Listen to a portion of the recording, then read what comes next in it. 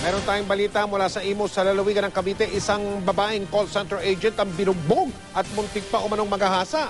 Yan ay nang magsumbong siya sa presinto. Ang nadatnan niya raw na pulis ay natutulog at hindi raw daw siya ganong inasikaso. Nakatutok si John Consulta, eksklusibo. Napakasakit. Hindi ko akalain sa akin nangyayari. Magapa ang mukha at may namuong dugo sa kaliwang mata. Nang makausap namin si Farah, hindi niya tunay na pangalan. Nananakit din ang buong katawan ng 29 anyos na call center agent.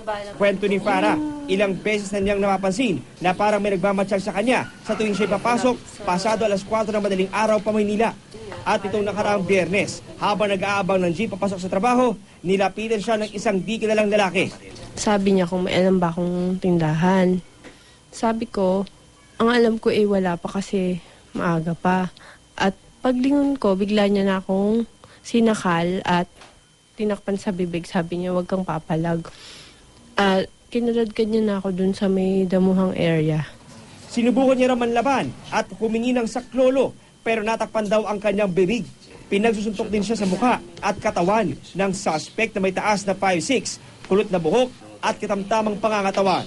Sinakal niya talaga ako ng matindi at sinuntok ng maraming beses. Malapit na ako. Magdilim yung paningin ko, mawalan ako ng malay.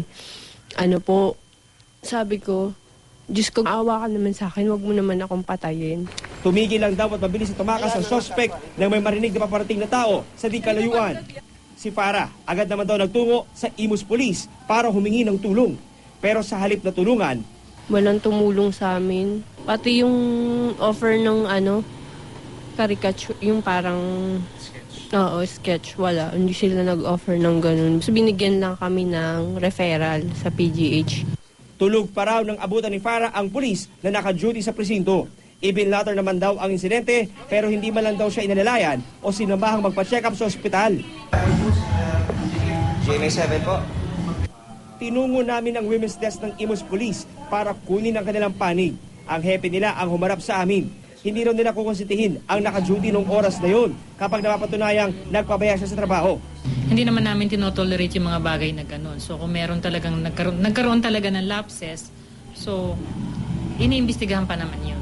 Itong kaso na to, pinapatutukan namin sa Intel. Ako na mismo ang hahawak sa kaso na ito.